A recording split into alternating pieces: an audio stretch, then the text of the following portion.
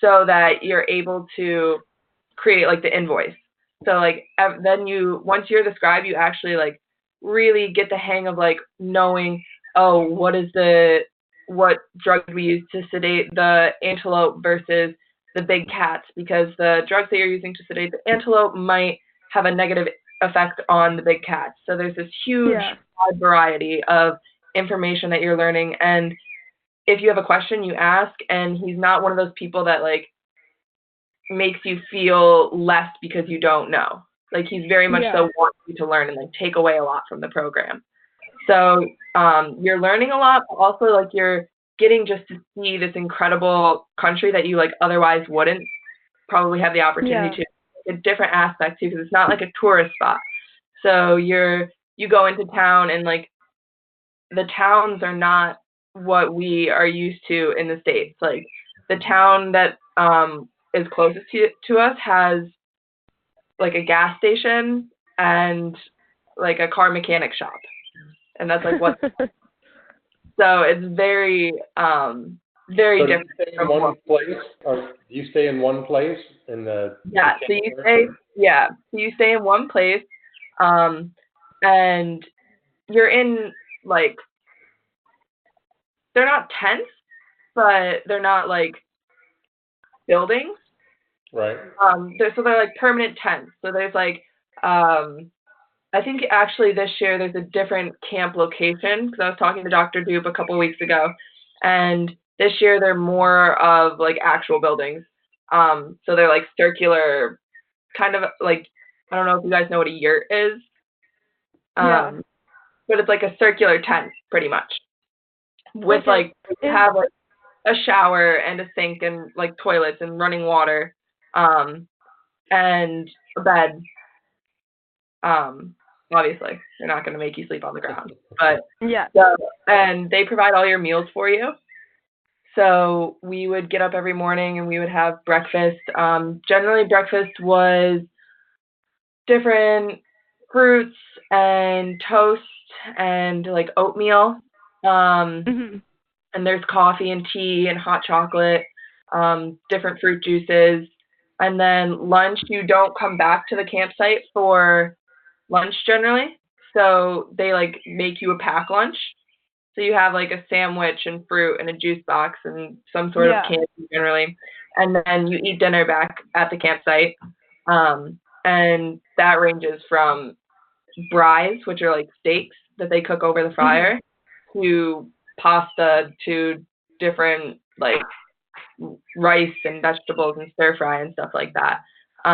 There was never, and like if you're hungry, you just tell them and like they'll find more food. And you can go to the supermarket and get like snacks if you want snacks. I brought, I think with me, I brought Cliff Bars with me, because I was like, I don't know if there's going to be like grab and go snacks. So I brought like a box of Cliff Bars with me. Like with you, when you flew on the plane? Yeah. You brought like a bunch, okay. And also like, what was it like once you landed? Did you get there that morning when they picked you up, or did you stay overnight? And like, how was all of that? So we got there in the morning. That's what I'm doing. Yeah, so our flight, I flew out of JFK in New York, and then flew to London, where I had like a 7-hour layover, and then flew That's exactly what I'm doing. Yeah. So. Yeah. And then you fly into where? Johannesburg. Johannesburg, yeah.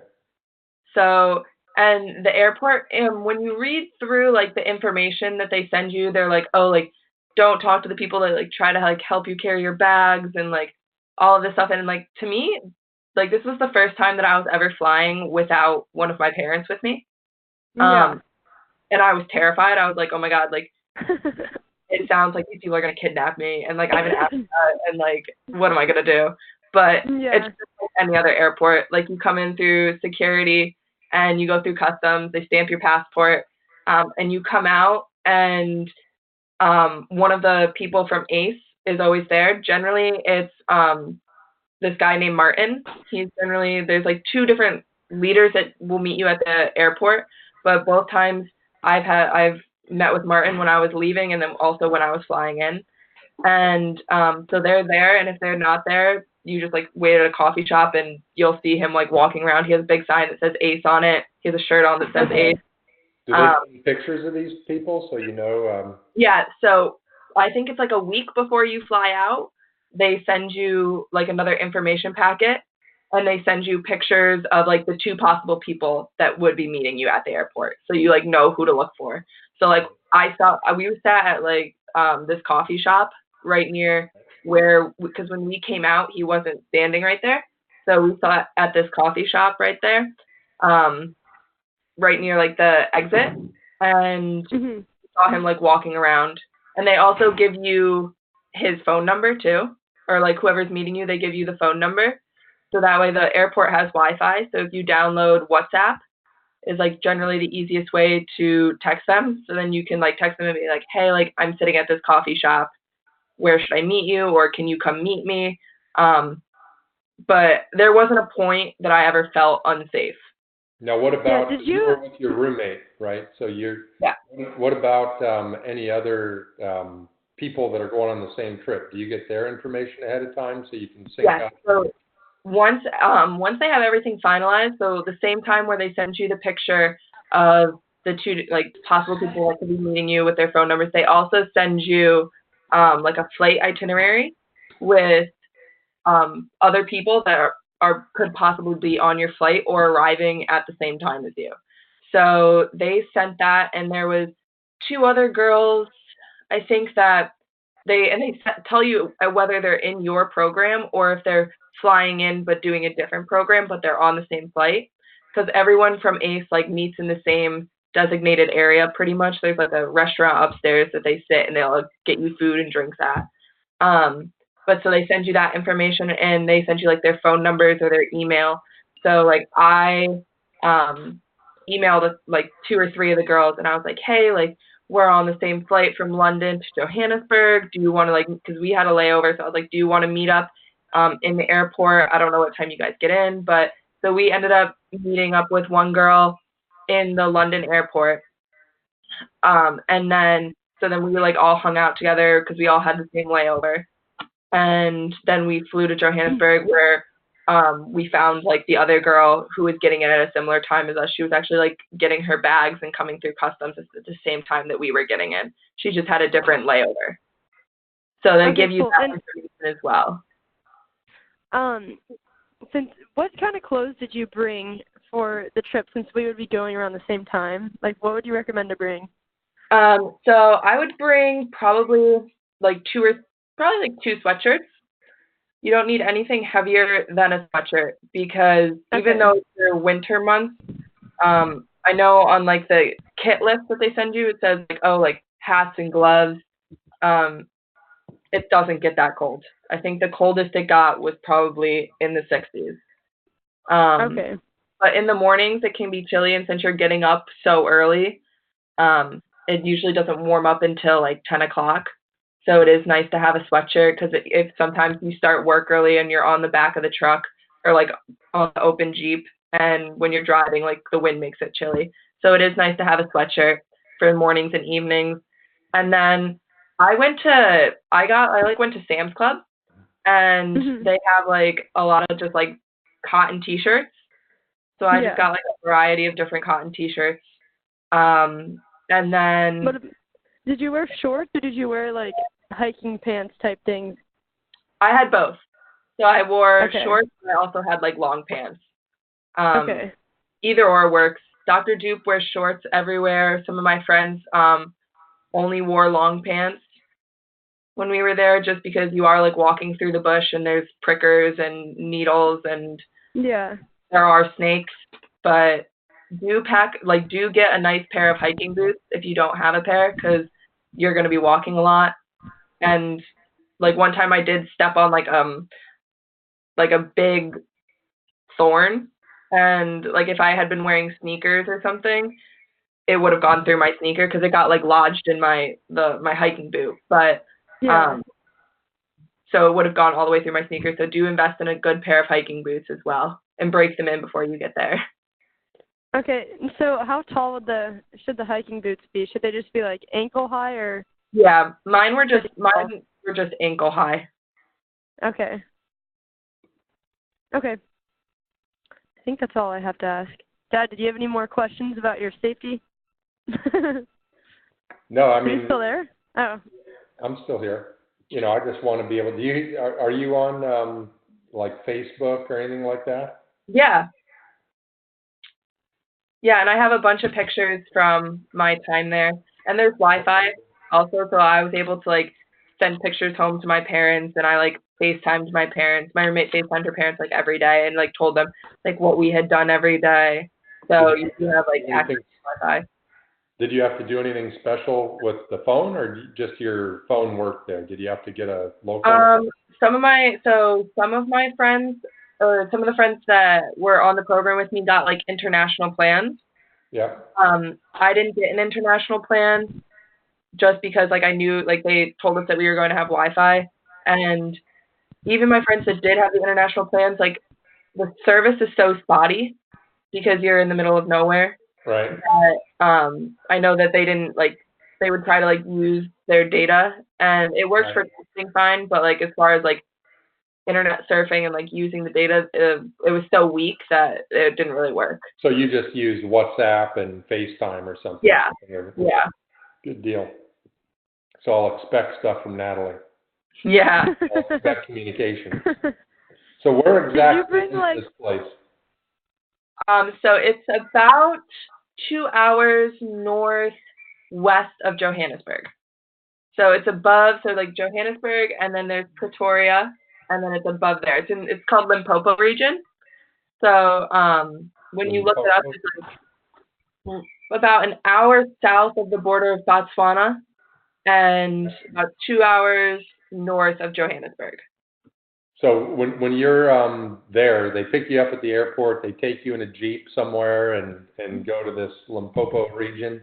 Mm-hmm. And on a daily basis, are you just driving around in the Jeep going within a couple hours, or? Yeah, you're staying within, I think the furthest we went was like a 2-hour drive, but you're staying within that general region. And there's all the animals to care for within that region. Oh yeah. And so what animals are you dealing with typically? So we worked with lions, a decent amount. We moved like a big male lion because most of it is, was kind of shocking to me. Like I expected what you like see in like Planet Earth movies where it's just like open prairie. But when you're driving alongside the roads, like it is all fenced because it's these huge like, game ranches pretty much. Mm-hmm. Yeah. But they're like the minimum size is like 3,000 acres. So they're huge. But so we moved like a big lion from like a breeding farm. So we like sedated him and like moved him onto the truck and like made sure he was waking up okay, and moved him to a different farm. And so you're working with lions. We got to the first day that I was there, we worked with 4 lionesses, and we got to play with like baby cubs. And then you work with primarily a lot of different types of antelope. So you work with little ones, and then you work with ones that are weighing 500, 600 pounds. And we worked with giraffes. The week after I left, which I was so bummed about, they actually work with some rhinos. You don't do so much work with elephants just because they're not really in the area that you are in. And they're much harder to contain in the game ranches. So generally they're more more west of where you are. But so tons of different types of antelope, lions, buffalo. You'll see, you don't really work with like baboons, but you do see the baboons, zebra, giraffe. Who sedates them? Is somebody on the team just got a sedation? So Dr. Dupe is the only one that works with the sedation, just because it is more of a liability. So once you're like in the groove of everything, and he's seen everyone work together for a few days, what he does is he kind of designates like a captain for the day, and you're pretty much in charge of being like, hey, so he will be on like a 4. Uh-oh.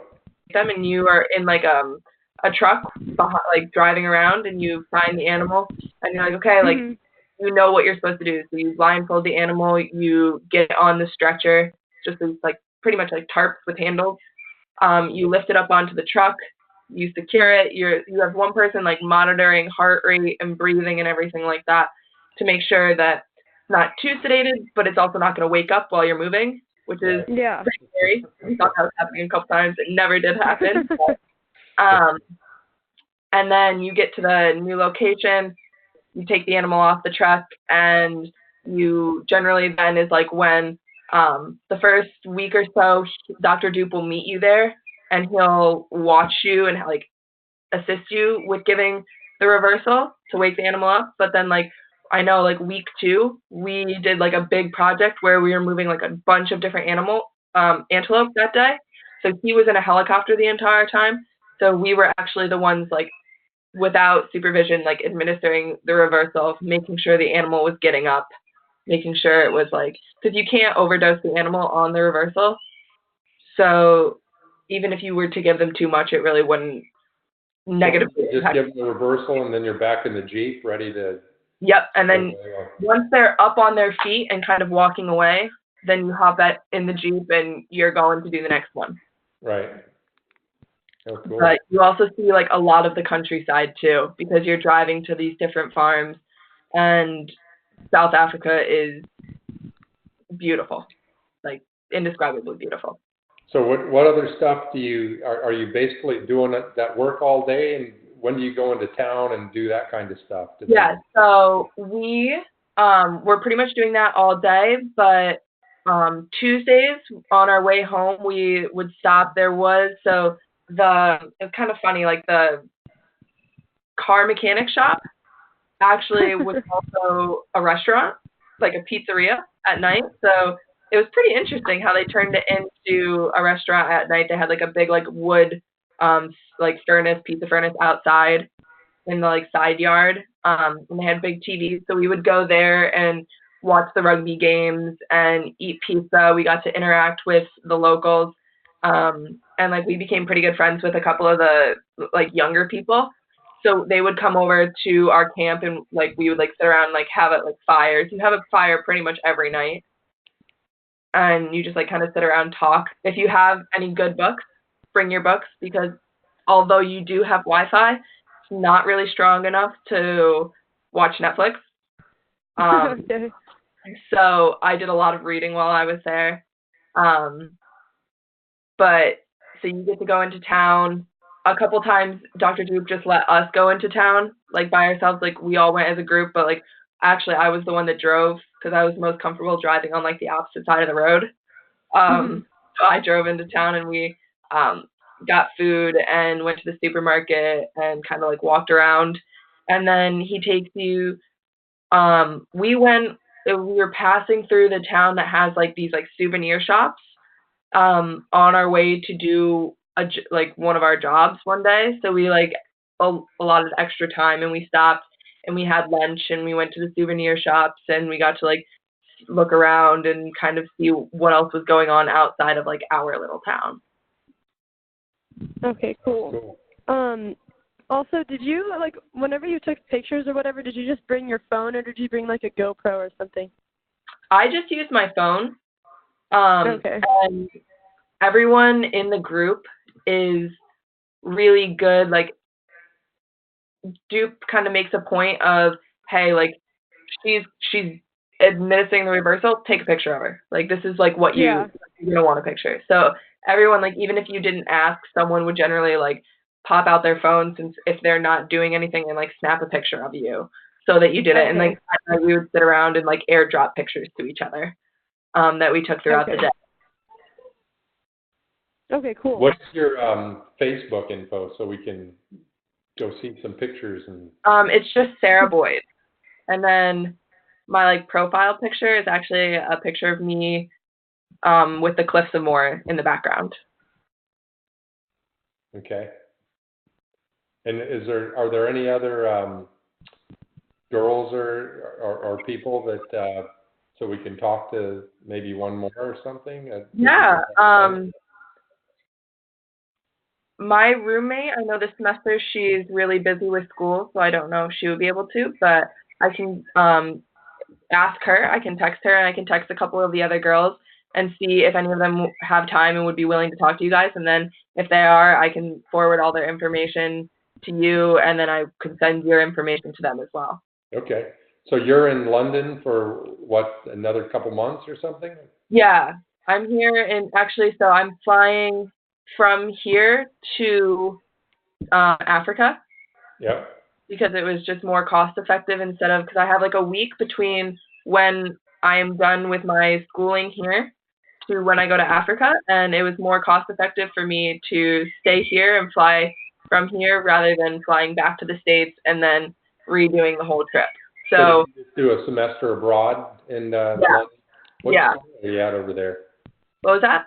What school are you going to over there? University College of Dublin. Okay, in Dublin. So yeah. Okay, my roommate's going to Dublin next semester. Oh, she's gonna love it. I know, she's super excited. Yeah, it's an incredible city. I'm so sad that I only have a month left. I bet. Too fast. Where is it? Is it in London or is it? I'm in Ireland. I'm in Dublin. I was gonna say you're in Dublin, Ireland. Yeah. Okay. Yeah, they have a lot of. I remember going there. A lot of the doors are painted up and stuff. Yeah, that's like one thing. It's kind of gray most of the time. Yeah. So the colorful doors definitely help brighten up the city, but it's amazing. Good Guinness too. Yeah. Yeah. True. But do you guys have any other questions or anything else I can answer? What else do you have, Natalie? I think I asked all my questions. Thank you for talking to exciting. I might go. Yeah, I know, I'm excited now. That's what my dad, when I came back, he was like, I'm ready to go to Africa. Like, I want to go next time. And I was like, come on. Yeah. But yeah, and like if you think of questions later on, don't hesitate to send me an email, and I can answer them to the best of my ability. And if you find me when you find me on Facebook, I have a whole album in my pictures from South Africa. So you can look through and see like all of the different stuff that we did. Okay, cool. Yeah, I'll definitely be looking you up. Yeah. All right. Look at some of your pictures. Thank you again. You're very welcome. Yeah, thanks a lot. I appreciate you taking your time and talking to us and making us comfortable and everything. So yeah. All right. Well, have a good rest of your month there and good time in Africa. So thank you so much. Yeah, you too, Natalie. Have a great time. Hopefully I see you at the airport. I know. We'll pass through. Yeah, okay. It was nice meeting you guys and talking to you. All right. You too. Thank you. See ya. Bye.